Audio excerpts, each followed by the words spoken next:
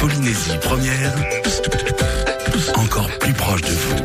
Allez, 7h, l'info locale vous sera présentée par Anaïs Grouzet. Tout de suite, notre artiste de l'info décoisée, Yann Pérez. Yann, bonjour. Bonjour, nous voici déjà une semaine après le début de cette sordide affaire marquisienne. Aujourd'hui, pas grand-chose de plus qu'hier. Oui, les restes dans le brasier sont bien ceux du touriste allemand. Ce qui aurait été drôle, c'est que ce soit pas le cas. Oui, c'est humain. Mais c'est pas allemand, non? Non, c'est pas, on dirait un vieux chinois, mais la vache, Papy Fat, mais qu'est-ce que tu fous, nous, qui va? Alors, parmi les stères de conneries en rondin que nous a offert la presse internationale, Lolo, que vous retrouverez tout à l'heure pour De quoi je me mail, a attribué hier le connard d'or, je crois, au site Ma chaîne étudiante, qui relayait largement l'information, parlant de coutumes cannibales. Ma chaîne étudiante s'inspirait en fait du site 7sur7.be. Non, pas un livreur de PACA à domicile, 7sur7.be. BE comme Belgique. Oui, les Belges s'y mettent et ça fait mal. Il aurait été mangé par des cannibales selon les premiers éléments de l'enquête, écrit le site 7sur7.be. Le Belge est donc très informé.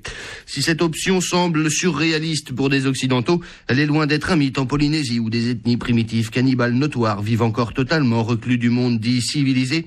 C'est le cas des Korowai, traditionnellement anthropophages, nous dit le site 7sur7.be.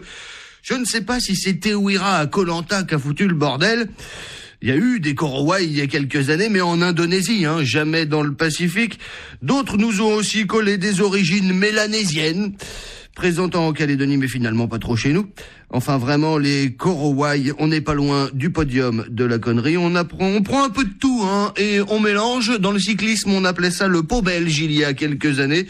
Aujourd'hui, on obtient un article en forme d'étron. Le Belge ne s'arrête pas là puisqu'il rajoute les sorciers les sorciers anthropophages de la peuplade Korowai tueraient et dévoreraient les âmes qu'un sorcier estimerait posséder. Le cerveau de la victime devrait être mangé dès sa mort lorsqu'il est encore chaud, nous disent les Belges. On apprécie l'emploi du conditionnel, au cas où on puisse pas confirmer.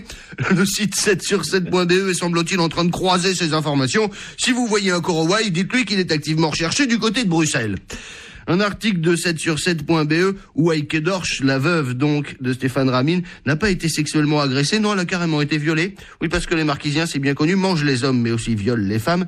Elle était ligotée pour notre police. Elle a été enchaînée pour les Belges de 7sur7.be, n'en déplaise à Georges Bonnat, originaire de cette contrée sauvage du nord de l'Europe.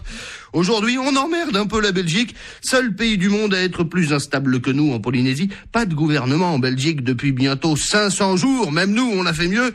L'ancien chef du gouvernement aurait, lui, été émasculé par des vikings issus du tribu norvégienne qui vivent dans la forêt reclus des hommes.